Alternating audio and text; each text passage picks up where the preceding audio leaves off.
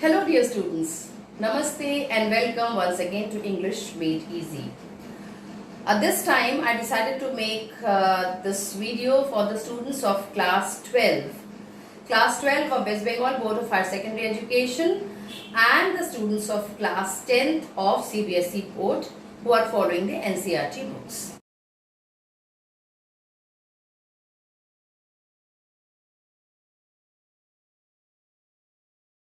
Up till now, I've been making the videos especially for the students of West Bengal Board of Higher Secondary Education class 11. So that will be continued, वो भी चलेगा. तो इसके साथ ही अब आप लोगों के लिए भी मैं जो वीडियोस है बनाने की कोशिश कर रही हूँ. But then I thought कि this is the best time to start something for you all. So what I thought that I will start your course with your play The Proposal by the famous Russian dramatist and novelist Anton Chekhov.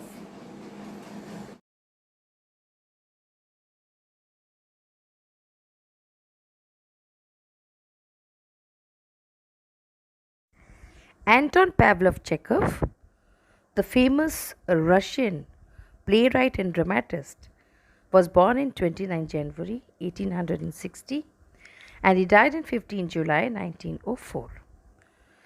He was not only a playwright and short story writer, but he is also considered to be among the greatest writers of short story fiction in history. His career as a playwright produced 4 classics, and his best short stories are held in high esteem by writers and critics. Along with Henrik Ibsen and August Strindberg, Chekhov is often referred to as one of the 3 seminal figures in the birth of early modernism in the theatre. Seminal means whose work influences others. तो चेकव की जो writing थी, जो कहानियाँ थी, उसने बाद में थिएटर के अंदर मॉडर्निज़म को, मॉडर्न कॉन्सेप्ट, मॉडर्न थीम्स, इन सबको इंट्रोड्यूस करने में मदद करी. चेकव बाय प्रोफेशन वो डॉक्टर थे, so he practised his medicine throughout most of his literary career. जब वो लिखते थे, साथ में वो अपने डॉक्टरी मेडिसिन का काम भी वो करते थे. And as I told you earlier that he is considered as one of the best playwrights and whose writings have been translated all over the world in all the different languages. Let us, before we start the play, let us have an outline of what exactly one-act play is. Anton Chekhov wrote this play in Russian. अपनी language में उन्होंने लिखा था. But this play became so popular that it was staged in almost every city of Russia. और उस time में वहाँ के जो राजा होते थे, जार कहा जाता है उनको. जार की जो स्पेलिंग है वो है CZAR, jar. We don't pronounce the alphabet C. तो jar was also highly impressed by this drama, one-act play, and then it was staged in every big city of Russia, and then it was translated in almost every language all over the world. और हर एक के course में ये आता है, English में भी इसका ट्रांसलेशन हुआ है. Initially the name of this play was The Marriage Proposal. उसके बाद यहाँ से जो वर्ड है तुम्हारे कोर्स में, या ग्रेजुअली मैरिज वर्ड को हटा दिया गया और सिर्फ द प्रपोजल ये रहेंगे. Next we come the one act play. इसको वन एक्ट प्ले क्यों कहा जा रहा है? जैसे प्लेस के डिफरेंट जो जॉनर होते हैं, one act play, 3 act play, 5 act play. तो वन एक्ट प्ले से एक बात तो क्लियरली समझ में आ रही है कि वन एक्ट मतलब छोटा होता है. So one act plays are mostly very concise. So one act plays are, पहला कैरेक्टरिस्टिक क्या है, ये कंसाइज होते हैं. सेकंड क्या है, लेसर कैरेक्टर्स. जो कैरेक्टर्स होते हैं वो काफी कम होते हैं. तीन चार मैक्सिमम 7 कैरेक्टर्स को लेके होता है and the whole play is completed in 1 act. That means 1 act मतलब 1 स्टोरी लाइन, एक ही स्टोरी लाइन जो है वो कंटिन्यू करेगी। 5 एक्ट प्ले में क्या होता है, एक मेजर कहानी चलती है, साथ में पैरेलल स्टोरीज और भी किसी 2 कैरेक्टर्स की स्टोरी, फिर और भी स्टोरीज, 2-3 स्टोरीज पैरेलली चल सकती हैं। बट 1 एक्ट प्ले के अंदर सिर्फ और सिर्फ एक ही 1 सिंगल स्टोरी चलेगी। Scene might be different, 2-3 scenes में इसे हम कन्वर्ट कर सकते हैं, लेकिन एक्ट एक ही रहेगा। तो ये हुई 1 एक्ट प्ले की बात।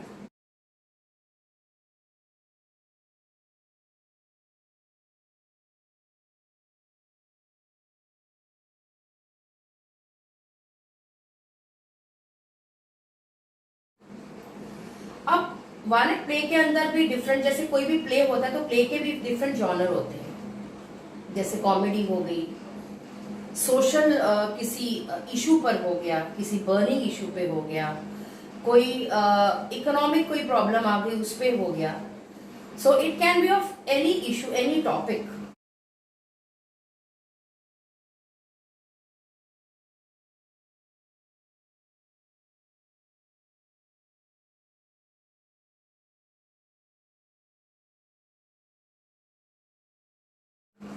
तो उसी का जो हिस्सा है कॉमेडी। अब कॉमेडी के अंदर फिर से आ रहा है, कॉमेडी के अंदर हम डाल सकते हैं सेटायर। 1 एक्ट प्ले का एक हिस्सा हुआ कॉमेडी। कॉमेडी के अंदर आता है फिर सेटायर। सेटायर का मतलब, कॉमेडी मतलब इट कैन बी जस्ट हंसाना, lighter side also and towards the other side which has an inner meaning also। तो यहाँ पर कॉमेडी का एक और हिस्सा होता है सटायर। सटायर मतलब व्यंग। तो कोई भी एक सोशल इशू पर जब हम व्यंग करते हैं, उसको जब हम प्रेजेंट कर रहे हैं that is in a very comic way, but एक उसके अंदर हम जो भी ऑडियंस है उसे एक थॉट दे देते हैं कि you need to think about this. व्यंग करते हुए किसी भी इशू को सामने लाना, सीरियस होकर नहीं लाना, लेकिन वो इशू बहुत सीरियस है जिसके बारे में सबको सोचना है। पर प्रेजेंटेशन जो होती है वो not in a very serious form, but उसको व्यंग के माध्यम से। फिर इसी सटायर के अंदर आता है ये फार्स। फार्स, अब ये फार्स क्या है? सटायर तो कॉमेडी हो गई, फार्स भी कॉमेडी है, लेकिन यहां पर क्या हो रहा है, कैरेक्टर्स जो है वो बहुत ज्यादा एग्जैजरेटेड है। Exaggerated characters. एग्जैजरेटेड कैरेक्टर्स का मतलब है एक्स्ट्रावेगेंट। एग्जैजरेटेड मतलब हुआ कि they are acting very loud on top. बहुत ज्यादा हंसना है तो बहुत ज्यादा हंसना है।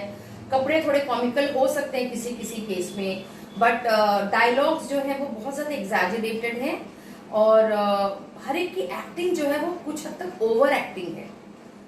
जो इंटेंशन है वो है ऑडियंस को हंसाने का ही, लेकिन थोड़ा ये थोड़ा क्रूड हो जाता है, थोड़ा रफ टाइप का हो जाता है। मतलब बहुत लोग फार्स को नहीं पसंद करते हैं because it is a kind of थोड़ा क्रूड रॉ है ये, ठीक है।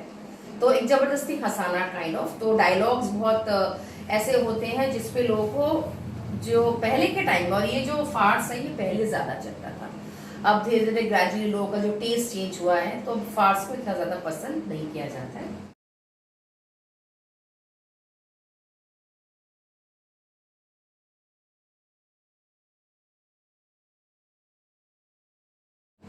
But this proposal is a farce. Characters बहुत ज्यादा लाउड हैं, अपनी हर बात को मतलब बहुत ही ज्यादा ओवर एक्टिंग करके बोल रहे हैं, और इसी वजह से कई बार ये जो कैरेक्टर्स हैं बहुत ही अनरियल लगते हैं, आर्टिफिशियल लगते हैं, इम्प्रॉबेबल लगते हैं। इम्प्रॉबेबल मतलब ऐसा हो नहीं सकता, रियल में ऐसा हो नहीं सकता, ऐसा लगता है। So this is the characteristic of farce. यहां पर तो अच्छा, अब हम आते हैं इस प्ले प्रोपोजल पे। ये जो प्ले प्रोपोजल है इसमें we just have 3 characters, just 3 characters. Characters क्या क्या हैं? पहला है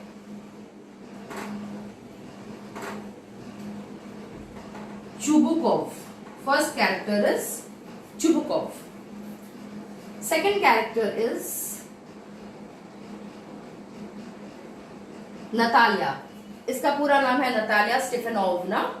तो Natalia because Russian names are very tongue twisting, बहुत लंबे लंबे नाम होते हैं, थोड़ा प्रोनाउंस करने में डिफिकल्ट होता है. So we will call her Natalia. And the third is their neighbour Lomov. Third character is Lomov. Just 3 ही कैरेक्टर का प्ले है.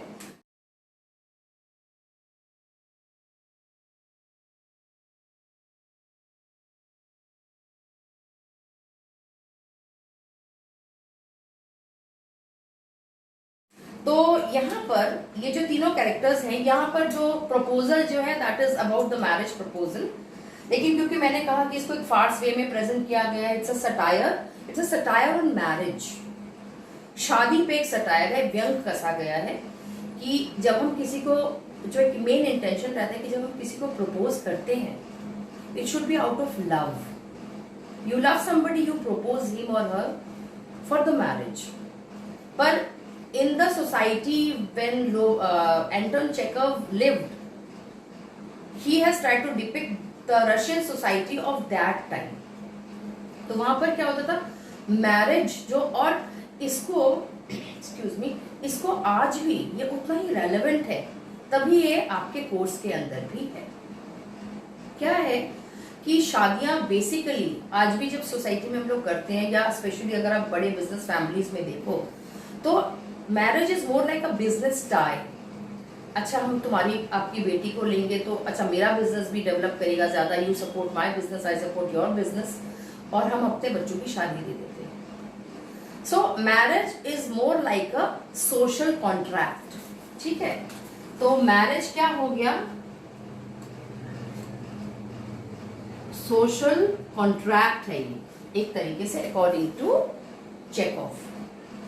यहाँ पर हम वी आर नॉट मैरिंग और we are not proposing just because we love. We are proposing because we feel that there is a convenience in the marriage. It's a convenient marriage. कैसे कि भाई इससे शादी करके मुझे ये फायदा होगा, इसी वजह से मैं इससे शादी करता हूँ. या लड़की भी सोचेगी कि इससे शादी करने से मेरे को ये फायदे होने वाले हैं, तो मैं इससे शादी करती हूँ. So it's all about the convenient marriage. So here in this play, Chekhov has drawn a thumbnail sketch of his contemporary society. उस समय जो सोसाइटी थी उसके बारे में कहा गया है, किस तरीके से marriage has become a contract, और लोग अपने कन्वीनियंट के हिसाब से शादी करते हैं. और फार्स के माध्यम से ही चेखोव ने एक ऑडियंस को एक थॉट दिया है, टू पॉन्डर ऑन, सोचने के लिए थॉट दिया है कि क्या शादी वाकई ऐसे होनी चाहिए. और सबसे बड़ी बात है कि जब हम इन तीनों कैरेक्टर्स को पढ़ते हैं, जब ये स्टोरी प्रोग्रेस करती है, we come to know that Natalia and Lomov, इन दोनों की शादी होने वाली है. दोनों हर पॉइंट पे लड़ रहे हैं, हर बात पे लड़ रहे हैं. तो ये हमको समझ में आ गया कि शादी के बाद भी जो एक सेंटेंस रहता है ना, and they happily lived ever after, ये happily lived ever after, this is all just in a fairy tale. ये रियल लाइफ में नहीं होता है. शादी से पहले से ये लोग लड़ रहे हैं टॉपिक पे, तो शादी के बाद भी इनका लड़ना जो है वो जारी रहेगा.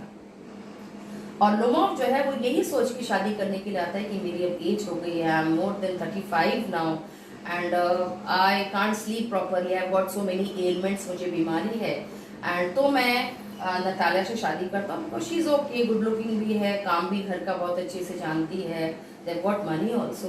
तो शादी के लिए लव नहीं है, there is no love in the marriage, it is just the convenience and few reasons why they both are married. तो ये है base, the story in a pipeline. इस तरीके से ये प्रपोजल आगे बढ़ता है. So the main theme of the story is the uselessness of marriage, kind of कि there is no love when we propose, there is no love in the marriage. It is just the convenience, the social contract, and there are other reasons for marriage, for marrying each other, not love. So he tries to exposes the non-romantic side of marriage through his play Proposal. So let us start. Get ready with your books and a pencil and let's go to Proposal.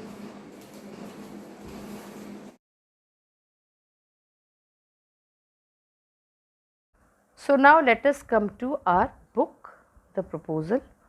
और अब हम पढ़ेंगे जो कुछ भी proposal के बारे में और ऑथर के बारे में तुम्हारी बुक में दिया हुआ है. The proposal by Anton चेकव.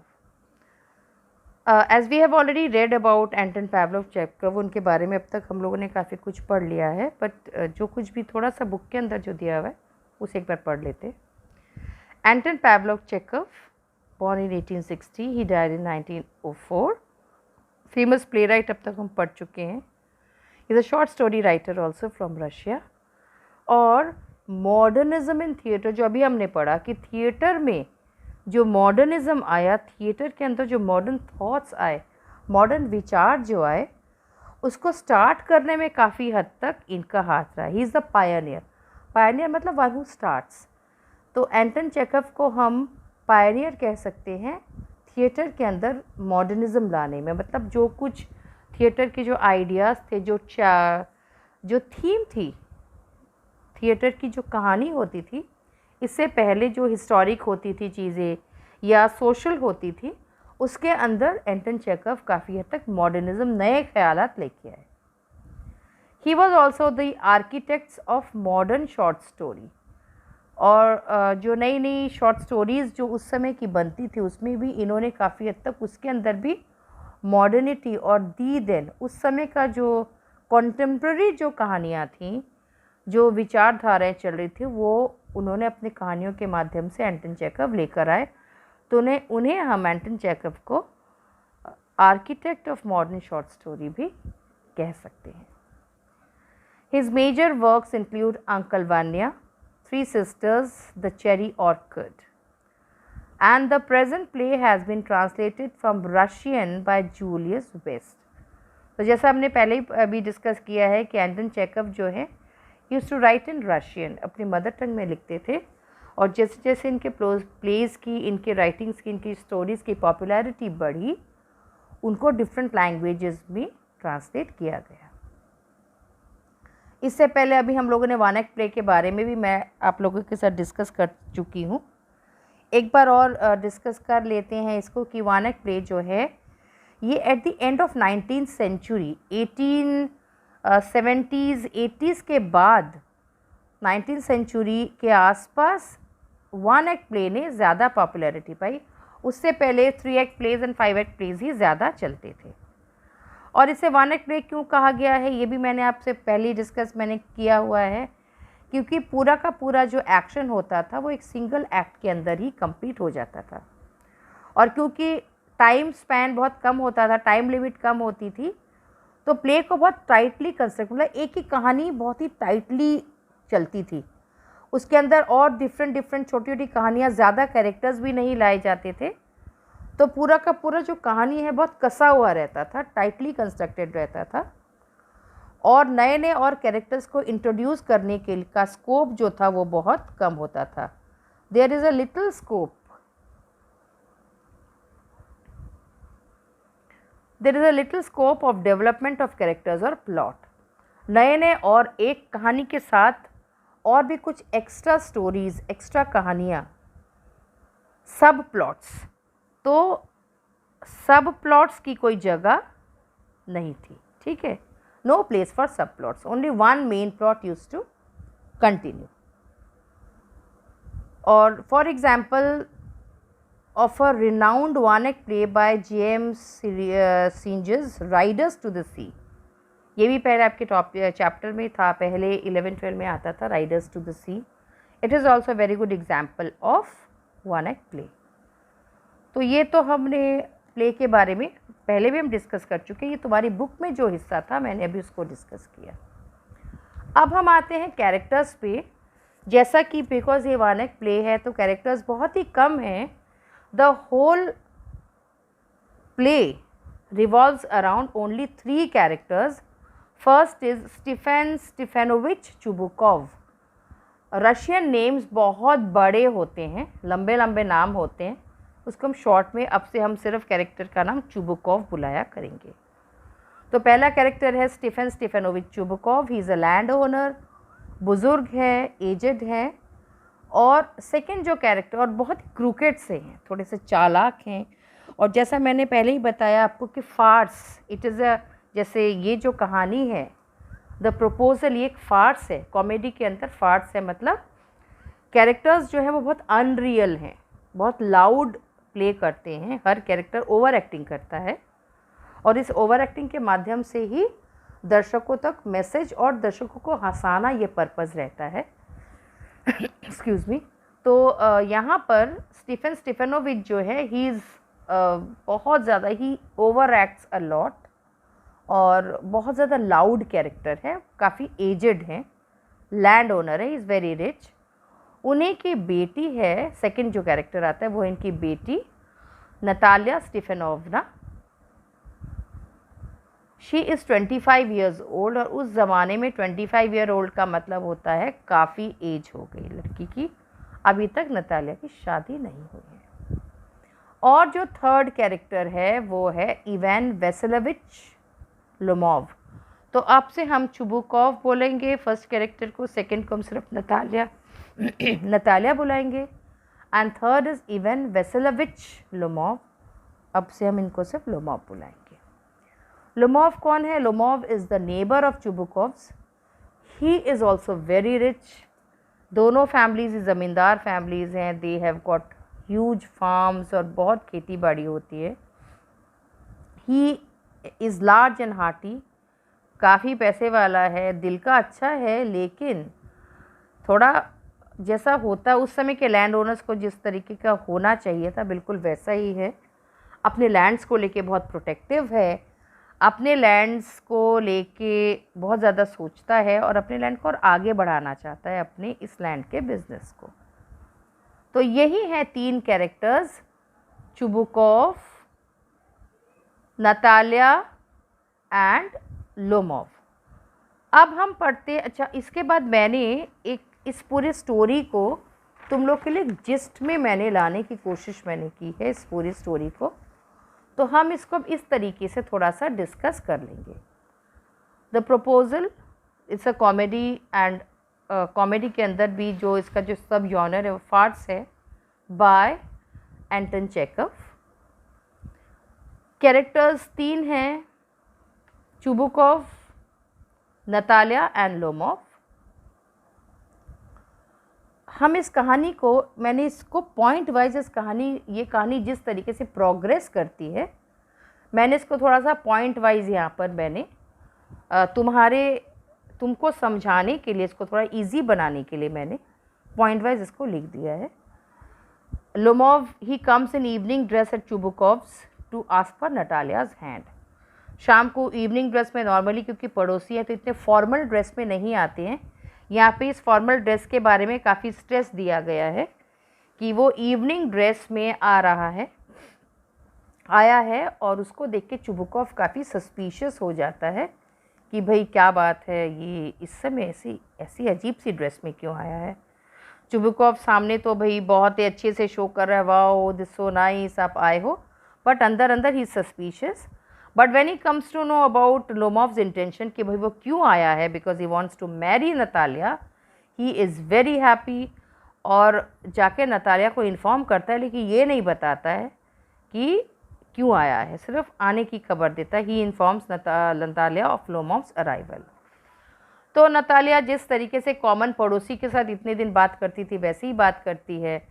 Natalia and Lomov talk merrily about the farms and the harvest, कैसा खेती, किसका कितना फसल हुई, उपज कैसी हुई, हार्वेस्ट कैसी हुई, ये सब डिस्कस करते करते then comes the issue of Oxen Meadows. Oxen Meadows एक लैंड है जिसका इशू अब उठता है। Lomov claims that Oxen Meadow belongs to his aunt's grandmother, who allowed the peasants of Chubukov's grandfather to use it. Lomov कहता है भाई oxen मीडो तो हमारा है एक्चुअली, मेरी आंट की ग्रैंड मदर का है। उन्होंने सिर्फ चुबुकॉफ के ग्रैंडफादर के जो किसान थे उन्हें सिर्फ अलाउ किया था कि भाई तुम इस्तेमाल करना इस लैंड को, पर पूरी तरह से लीगली नहीं दिया। लेकिन इतने सालों से क्योंकि नतालिया की फैमिली उस लैंड को यूज़ कर रही है तो नतालिया कहते भी हक तो हमारा है। तो अब दोनों में इस ऑक्सन मीडो, इस लैंड को लेके झगड़ा शुरू होता है कि Oxen Meadow belongs to whom, whether it belongs to, अब दोनों ही क्लेम कर रहे हैं एक्सक्यूज़ मी, लोमॉफ क्लेम कर रहा है कि ऑक्सन मीडो उसका है और नतालिया क्लेम करती है कि ऑक्सन मीडो जो है वो उन लोगों का है। अब दोनों में लड़ाइयाँ चल रही है, फाइट्स चल रही है, शाउट चल रहा है, और इस पूरे में ही ज़्यादातर जो प्ले है वो निकलता है, एलिगेशंस होते हैं एक दूसरे पर, काफ़ी तरीके के दोनों एक दूसरे पे आरोप लगाते हैं, एलिगेशंस लगाते हैं, काउंटर एलिगेशंस, प्रत्यारोप चलते हैं एक दूसरे पर, जैसे कि कीचड़ उछाला जाता है वैसे ही दोनों एक दूसरे की फैमिलीज़ पर कैरेक्टर असैसिनेशन होता है, दोनों की फैमिलीज़, दोनों के सारे फैमिली मेम्बर्स पर भी उंगलियां उठती हैं, कैरेक्टर्स को लेके उंगलियां उठती हैं, और इस तरीके से लड़ाई जो है वो चलती रहती है।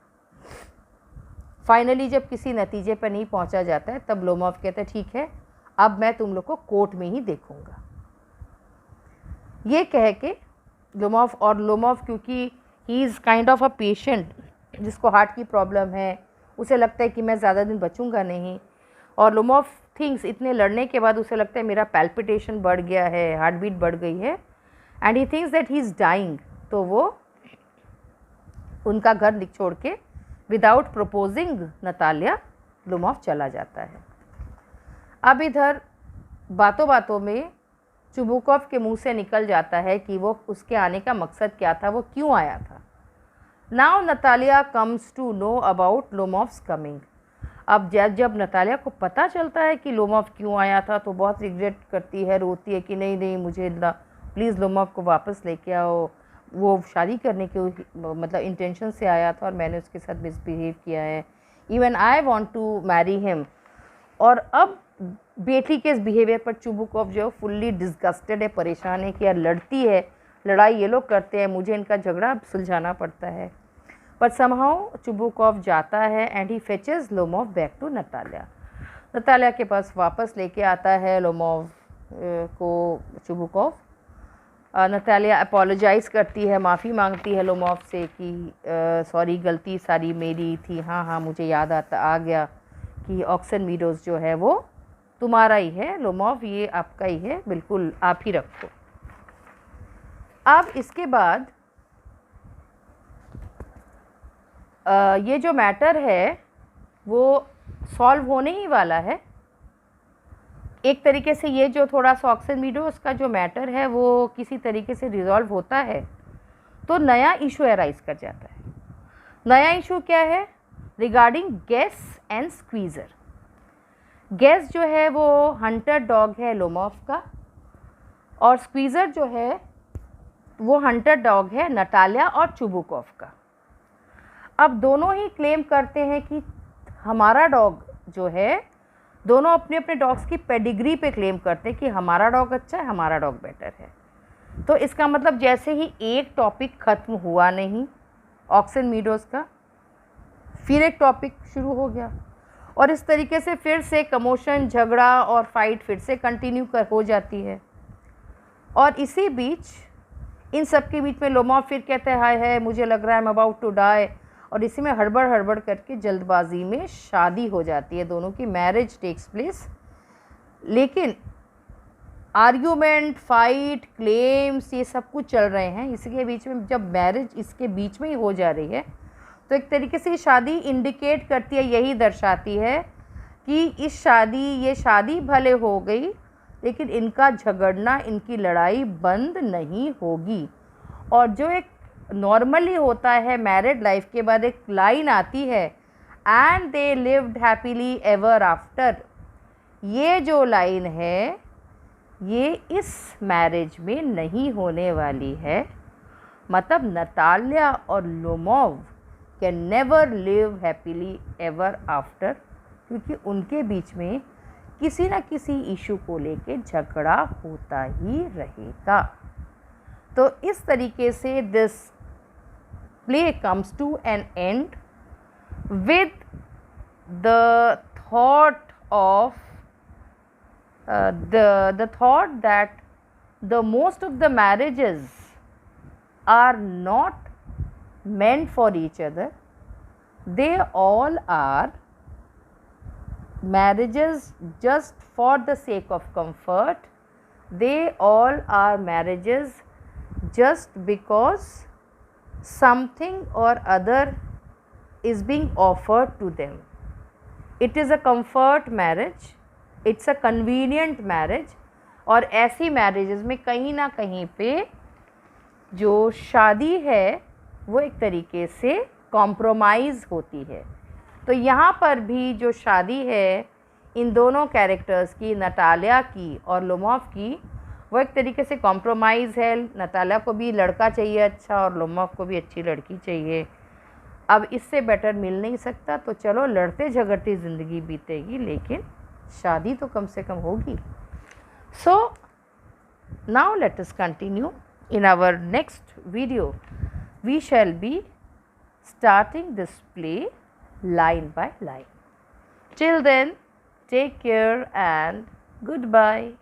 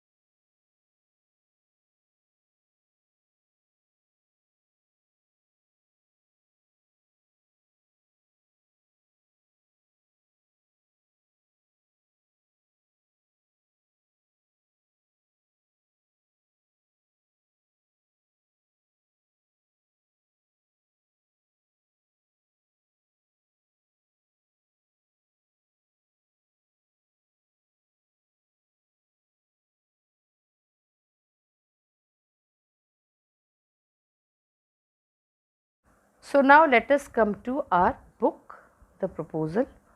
और अब हम पढ़ेंगे जो कुछ भी प्रपोजल के बारे में और ऑथर के बारे में तुम्हारी बुक में दिया हुआ है.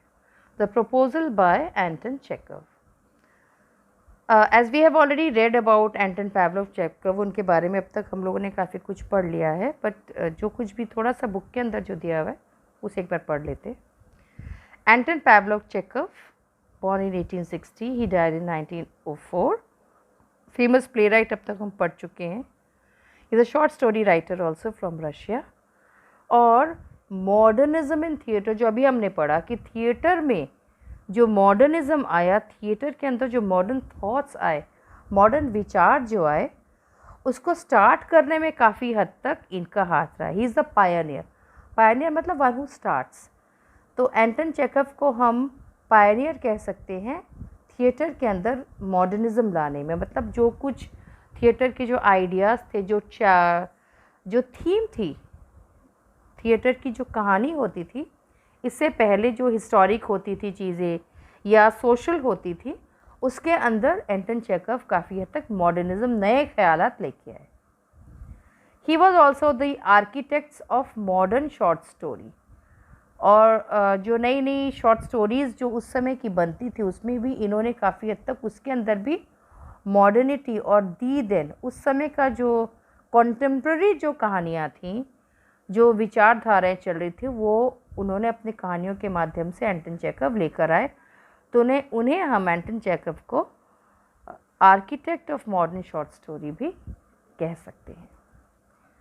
His major works include Uncle Vanya, Three Sisters, The Cherry Orchid, and the present play has been translated from Russian by Julius West.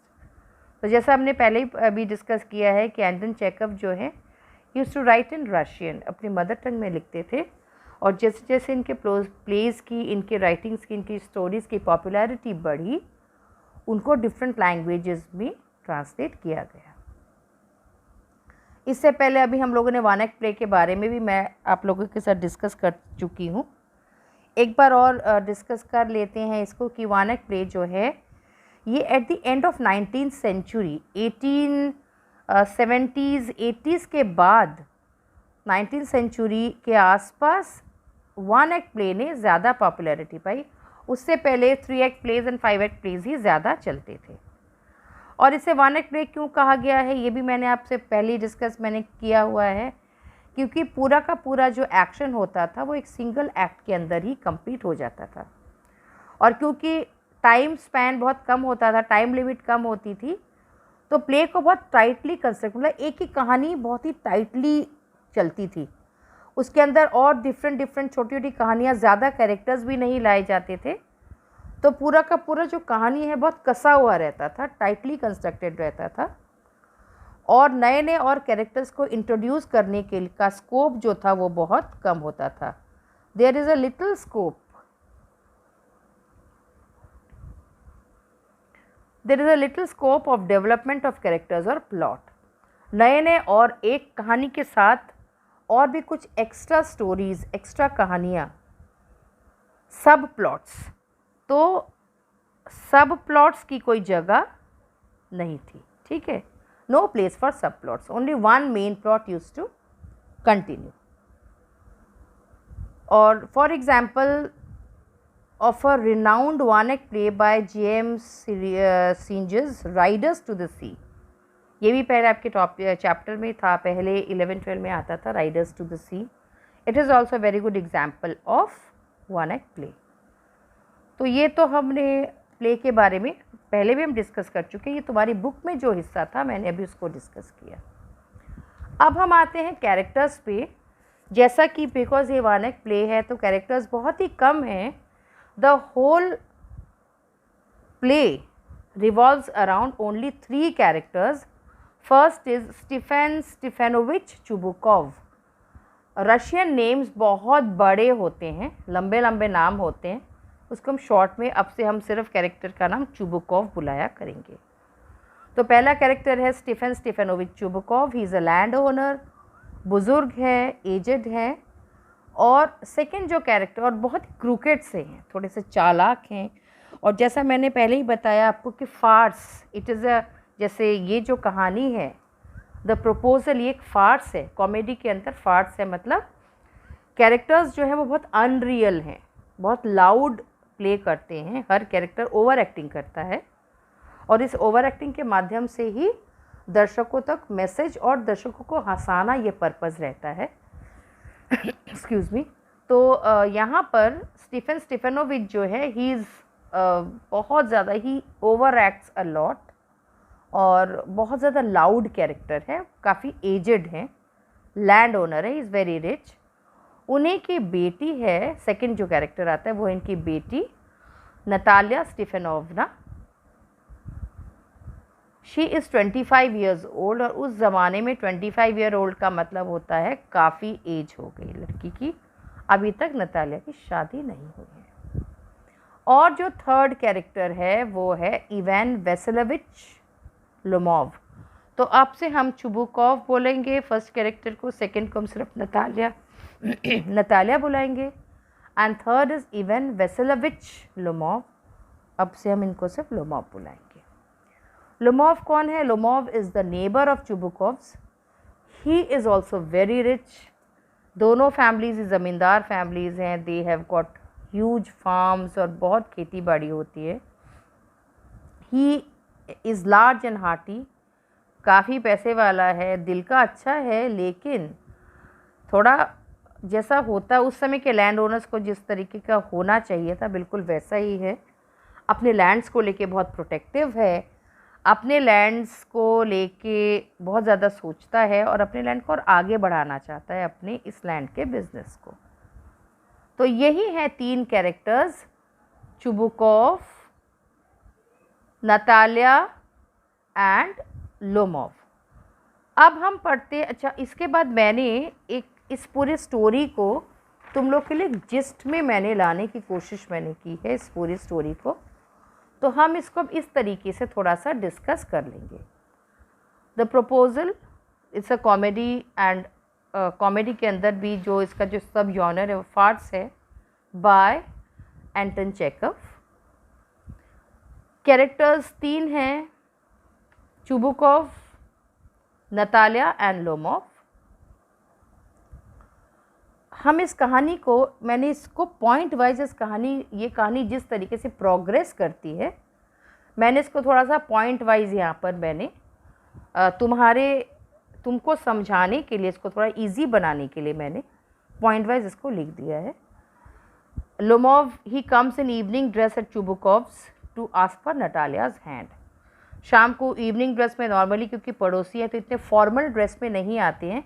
यहाँ पे इस फॉर्मल ड्रेस के बारे में काफ़ी स्ट्रेस दिया गया है कि वो इवनिंग ड्रेस में आया है और उसको देख के चुबुकॉव काफ़ी सस्पिशियस हो जाता है कि भाई क्या बात है, ये इस समय ऐसी अजीब सी ड्रेस में क्यों आया है।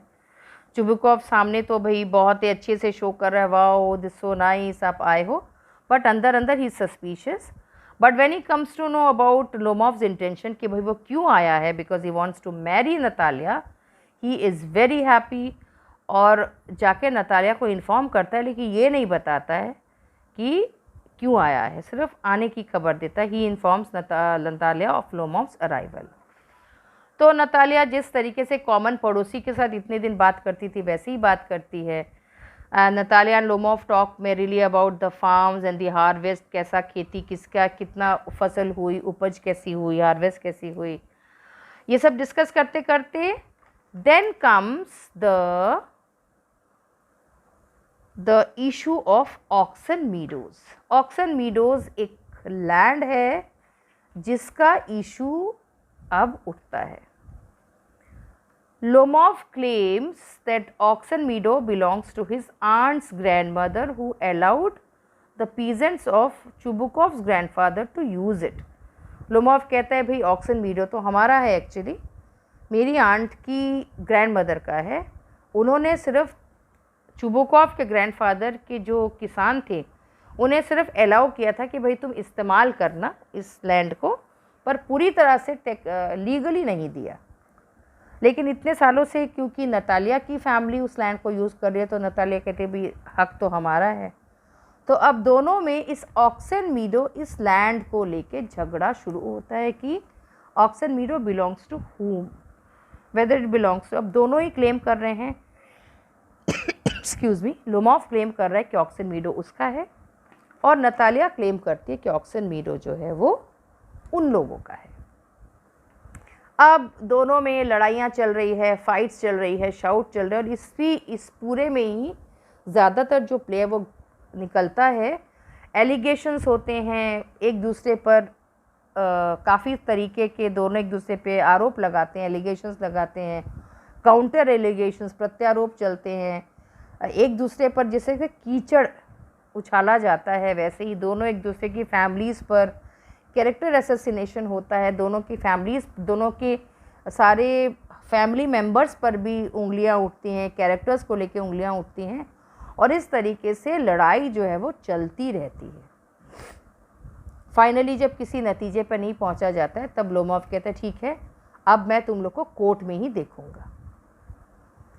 ये कह के लोमॉव क्योंकि he is kind of a patient जिसको हार्ट की प्रॉब्लम है, उसे लगता है कि मैं ज़्यादा दिन बचूंगा नहीं, और लोमॉव थिंग्स इतने लड़ने के बाद उसे लगता है मेरा पैल्पिटेशन बढ़ गया है, हार्ट बीट बढ़ गई है, and he thinks that he is dying, तो वो उनका घर छोड़ के विदाउट प्रपोजिंग नतालिया लोमॉव चला जाता है।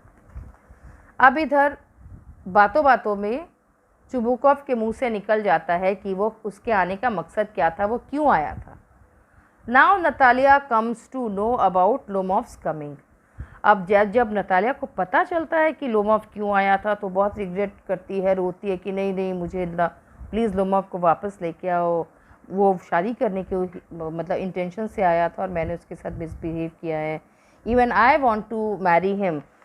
और अब बेटी के इस बिहेवियर पर चुबुकॉव जो फुल्ली डिस्गस्टेड है, परेशान है कि यार लड़ती है, लड़ाई ये लोग करते हैं, मुझे इनका झगड़ा सुलझाना पड़ता है। पर समहाउ चुबुकॉव जाता है and he fetches Lomov back to Natalia. Natalia के पास वापस लेके आता है लोमॉव को चुबुकॉव। नतालिया अपोलोजाइज करती है, माफ़ी मांगती है लोमॉव से कि सॉरी गलती सारी मेरी थी, हाँ मुझे याद आ गया कि ऑक्सन मीडोज़ जो है वो तुम्हारा ही है लोमॉव, ये आपका ही है, बिल्कुल आप ही रखो। अब इसके बाद ये जो मैटर है वो सॉल्व होने ही वाला है एक तरीके से। ये जो थोड़ा सा ऑक्सन मीडोज़ का जो मैटर है वो किसी तरीके से रिजॉल्व होता है तो नया इशू अराइज कर जाता है। नया इशू क्या है? Regarding Guess and Squeezer. Guess जो है वो हंटर डॉग है लोमॉव का, और स्क्वीज़र जो है वो हंटर डॉग है नतालिया और चुबुकॉव का। अब दोनों ही क्लेम करते हैं कि हमारा डॉग जो है, दोनों अपने अपने डॉग्स की पेडिग्री पे क्लेम करते हैं कि हमारा डॉग अच्छा है, हमारा डॉग बेटर है। तो इसका मतलब जैसे ही एक टॉपिक ख़त्म हुआ नहीं ऑक्सन मीडोज़ का, फिर एक टॉपिक शुरू हो गया, और इस तरीके से फिर से कमोशन, झगड़ा और फाइट फिर से कंटिन्यू हो जाती है। और इसी बीच इन सब के बीच में लोमॉव फिर कहते हैं हाय है मुझे लग रहा है I am about to die, और इसी में हड़बड़ करके जल्दबाजी में शादी हो जाती है, दोनों की मैरिज टेक्स प्लेस। लेकिन आर्ग्यूमेंट, फाइट, क्लेम्स ये सब कुछ चल रहे हैं। इसके बीच में जब मैरिज इसके बीच में ही हो जा रही है तो एक तरीके से ये शादी इंडिकेट करती है, यही दर्शाती है कि ये शादी भले हो गई लेकिन इनका झगड़ना, इनकी लड़ाई बंद नहीं होगी। और जो एक नॉर्मली होता है मैरिड लाइफ के बाद एक लाइन आती है and they lived happily ever after, ये जो लाइन है ये इस मैरिज में नहीं होने वाली है। मतलब नतालिया और Lomov can never live happily ever after, क्योंकि उनके बीच में किसी न किसी इशू को लेके झगड़ा होता ही रहेगा। तो इस तरीके से this play comes to an end with the thought of the thought that the most of the marriages are not meant for each other. They all are marriages just for the sake of comfort. They all are marriages just because something or other is being offered to them. It is a comfort marriage, it's a convenient marriage. और ऐसी marriages में कहीं ना कहीं पे जो शादी है वो एक तरीके से कॉम्प्रोमाइज़ होती है. तो यहाँ पर भी जो शादी है इन दोनों कैरेक्टर्स की, नटालिया की और लोमॉफ की, वो एक तरीके से कॉम्प्रोमाइज़ है. नटालिया को भी लड़का चाहिए अच्छा और लोमॉफ को भी अच्छी लड़की चाहिए. अब इससे बेटर मिल नहीं सकता, तो चलो लड़ते झगड़ती ज़िंदगी बीतेगी, लेकिन शादी तो कम से कम होगी. So now let us continue. In our next video we shall be starting this play line by line. Till then, take care and goodbye.